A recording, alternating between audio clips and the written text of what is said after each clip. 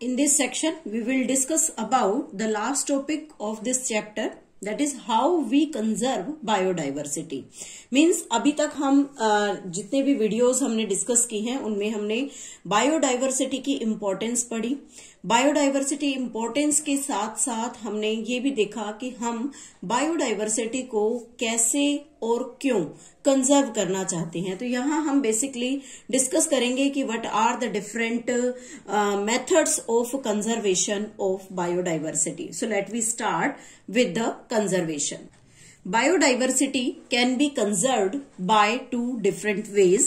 First way is in situ conservation. In situ conservation. In situ conservation means अगर कोई भी threatened species है, threatened species, उस थ्रीटेंड species को हम उसकी नेचुरल हैबिटेट में ही प्रोटेक्ट करना चाहते हैं. Threatened species protected as well as conserved in their natural habitat. हम उसे उसी के नेचुरल हैबिटेट में कंजर्व करना चाहते हैं. तो इस तरह से अगर हम कंजर्वेशन करते हैं उसके नेचुरल हैबिटेट में जो स्पीशीज है उसे प्रोटेक्ट करें, that is known as the in situ conservation. इस इन सिटू कंजर्वेशन में हम डिफरेंट मेथड्स को डिस्कस करते हैं. जैसे डिफरेंट मेथड्स में means how we can conserve the biodiversity. तो हम यहाँ पर दो मेथड्स लेते हैं, अल्टरनेट मेथड, जो कि बायोडाइवर्सिटी को सेव करने के लिए यूज किए जाते हैं. First is the hotspot and second is the protected areas. Hotspot and protected area, दो मेथड्स से हम बायोडाइवर्सिटी का कंजर्वेशन बेसिकली कर सकते हैं. तो सबसे पहले हम हॉटस्पॉट के बारे में डिस्कशन करते हैं. What are the hotspot? Hotspots ऐसे एरियाज होते हैं जहां पर हाई एंडेमिज्म होता है. High endemism. हाई एंडेमिज्म, या इस वर्ड को अगर हम डिफाइन करें, एंडेमिज्म का क्या मतलब है यहाँ पर? Endemism means the species which found only in their native area, जो सिर्फ अपने नेटिव एरिया में ही पाई जाती है, इसके अलावा कहीं भी उस स्पीशीज का कोई भी मेंबर जो है वो नोटिस ना किया गया हो. ऐसे कंडीशन को हम यहाँ पर एंडेमिज्म का नाम देते हैं. और इसी के साथ साथ हाई एंडेमिज्म तो होना ही चाहिए, उसी के साथ वहां पर हाई स्पीशीज रिचनेस होनी चाहिए. मीन्स किसी स्पेसिफिक स्पीशीज की high richness, high species richness as well as the high endemism जो है वो किसी भी एरिया को वहां हॉटस्पॉट अनाउंस करती है. और जब हम हॉटस्पॉट के डिफरेंट एग्जांपल्स को डिस्कस करते हैं तो 3 डिफरेंट एग्जांपल्स हम इंडिया में हॉटस्पॉट कह सकते हैं. First is the western Ghat, second is Sri Lanka and third is the Indo-Burma. Indo-Burma is the area of northeast India. Northeast India. उसी के साथ साथ यहाँ पर जो हिमालयन रेंज है, हिमालय, वो भी हम बायोडाइवर्सिटी हॉटस्पॉट के नाम से जानते हैं. इट मीन्स इन सभी एरियाज में हाई एंडेमिज्म है और हाई स्पीशीज रिचनेस अवेलेबल होती है.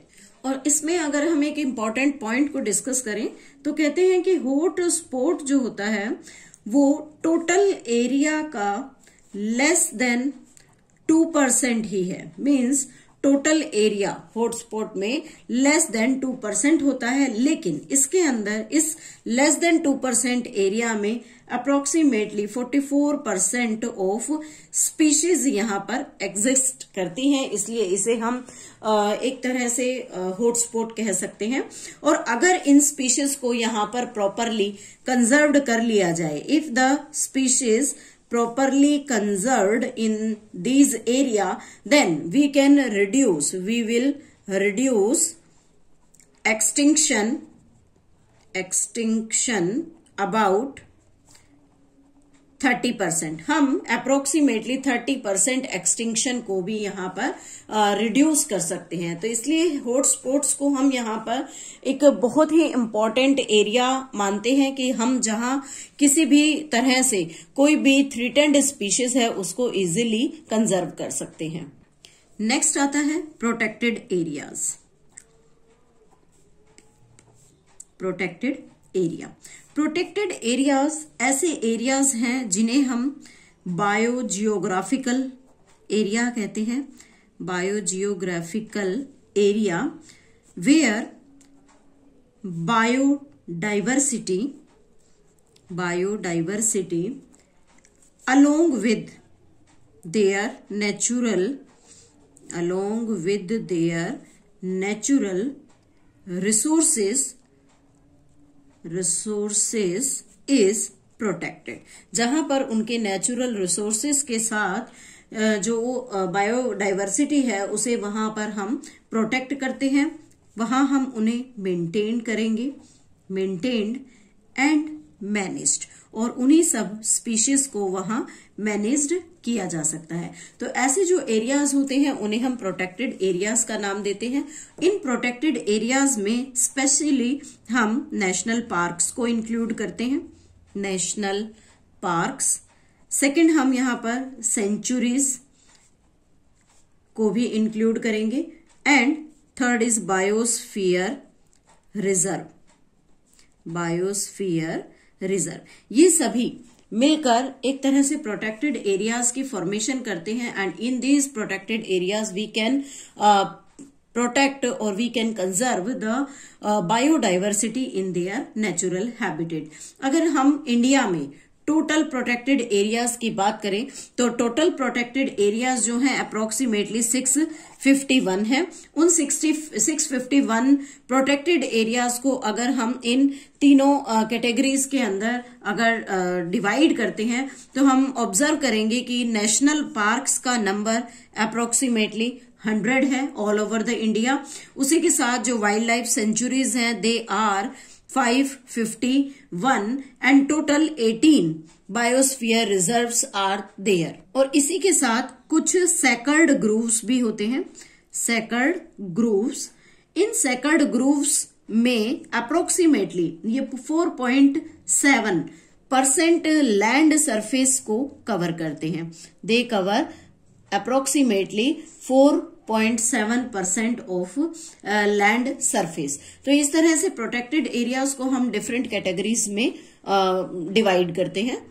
फर्स्ट हम डिस्कस करते हैं यहां पर national parks.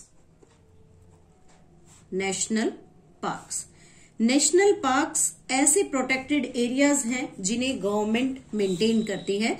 They are maintained by government, इन्हें गवर्नमेंट मेंटेन करेगी।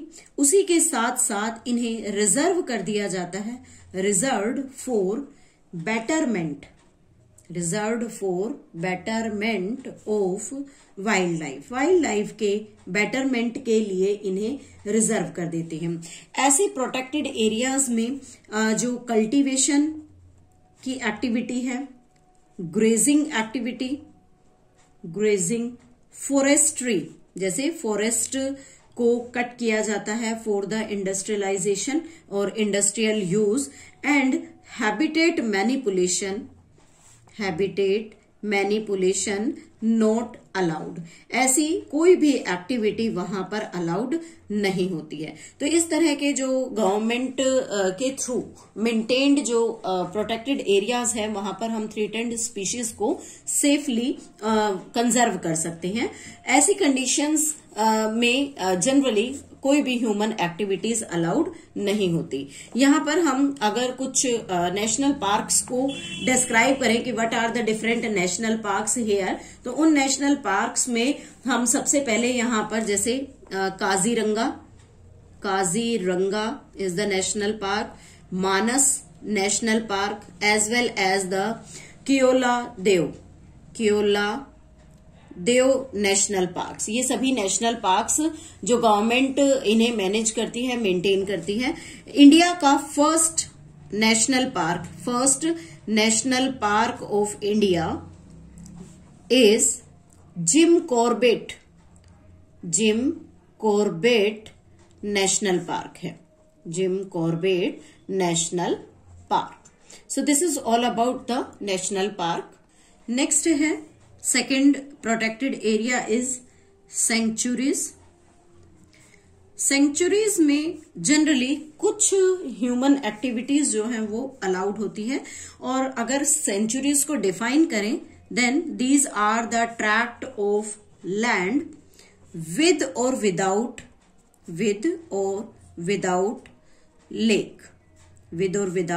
लेक, और इस एरिया में lake where wild animals take refuge without being hunting means वहां पर जो वाइल्ड लाइफ है उसकी हंटेड पर बैन है। उसके अलावा अदर ह्यूमन एक्टिविटीज जो है वहां अलाउड होती हैं, जैसे अदर एक्टिविटीज में हम फॉरेस्ट प्रोडक्ट को कलेक्ट कर सकते हैं, कलेक्शन ऑफ फॉरेस्ट प्रोडक्ट। उसके साथ साथ हम टिम्बर हार्वेस्टिंग कर सकते हैं, harvesting of timber. Timber means the wood used for the making the furniture and the sports good. उसी के साथ साथ यहाँ पर टिलिंग ऑफ लैंड भी अलाउड होते हैं, tilling of land is allowed. ये सभी एक्टिविटीज सेंचुरीज में अलाउड होती हैं। और अभी हमने नंबर डिस्कस किया तो टोटल सेंचुरीज जो हैं they are 551 all over the India. Next is the biosphere reserve.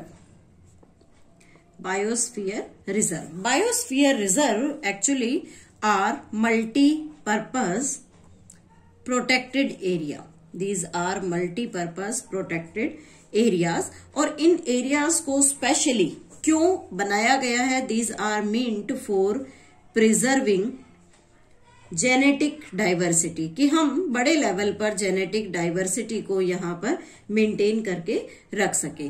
Total count all over the India अगर हम डिस्कस करते हैं तो there is the 18 total biosphere reserves, और इन बायोस्फीयर्स की अगर हम नेमिंग करते हैं then it is the Nanda Devi, Sundarbans as well as Nilgiri. ये सभी बायोस्फीयर रिजर्व्स हैं, और इन बायोस्फीयर रिजर्व में बेसिकली ह्यूमन सेटलमेंट अलाउड होती है, लेकिन उस ह्यूमन सेटलमेंट को यहाँ पर डिफरेंट जोन्स के अंदर डिवाइड किया गया है। टोटल बायोस्फीयर रिजर्व को डिफरेंट जोन्स में डिवाइड किया, and according to that different zones have different types of activities. हम यहाँ पर बायोस्फीयर का जोनेशन कर देते हैं। बायोस्फीयर, इसमें यहाँ पर हमने 3 जोन बनाए हैं। जो सेंट्रल जोन है इसे कोर रीजन का नाम देते हैं, या इसे कोर जोन कह सकते हैं। Outer to that there is present the buffer zone, and the outer most is named as transition zone. Then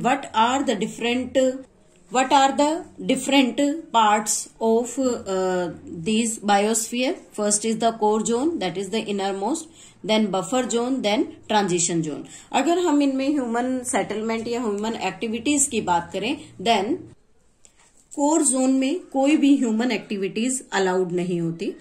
human activity not allowed, किसी भी टाइप की ह्यूमन एक्टिविटीज यहाँ पर अलाउड नहीं है। बफर जोन में लिमिटेड ह्यूमन एक्टिविटीज अलाउड होती हैं, और जो ट्रांजिशन जोन होता है उसमें बेसिकली ह्यूमन सेटलमेंट्स देखे जाते हैं। ह्यूमन सेटलमेंट, इस ह्यूमन सेटलमेंट के साथ साथ पीपल्स यहाँ पर क्रॉपिंग कर सकते हैं, रिक्रिएशन की एक्टिविटीज हो सकती हैं, फॉरेस्ट्री और अदर इकोनॉमिक यूज के लिए फॉरेस्ट को यूटिलाइज किया जा सकता है, लेकिन यहाँ पर किसी भी तरह से इकोलॉजी को डिस्टर्ब नहीं होने देना चाहिए। इकोलॉजी नॉट बी डिस्टर्ब, कि इकोलॉजी में किसी भी टाइप का डिस्टरबेंस ना हो, ऐसी एक्टिविटीज हमेशा ट्रांजिशन जोन के अंदर फेवर की जाती हैं। So this is all about the biosphere reserve. Next is the sacred grove. Sacred grove forest का वो पार्ट होता है जहां पर around the place of worship, these are the areas around the place of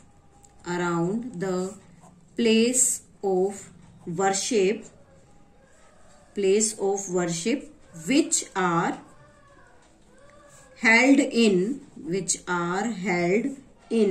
high esteem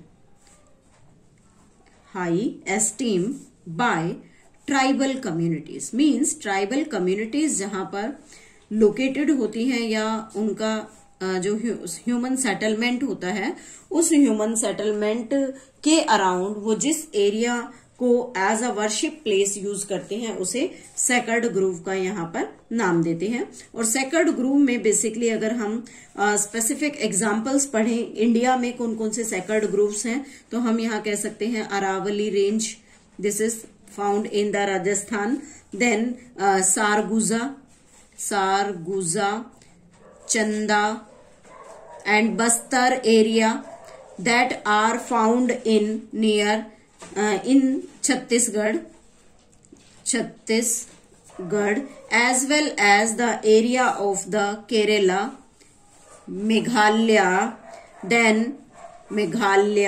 and the Meghalaya में जैसे खासी and Jaintia hills, इन सभी को सेकर्ड ग्रूव कहा जाता है, जहां पर बेसिकली जो बायोडाइवर्सिटी है उसको प्रोटेक्ट किया जाता है। जैसे आपने एक बिश्नोई कम्युनिटी के बारे में सुना होगा। बिश्नोई जो कि राजस्थान में जिसमें काफी लोगों ने अपनी लाइफ को सैक्रिफाइस कर दिया था अपने प्लांट्स को सेव करने में या उन्हें प्रोटेक्ट करने के लिए।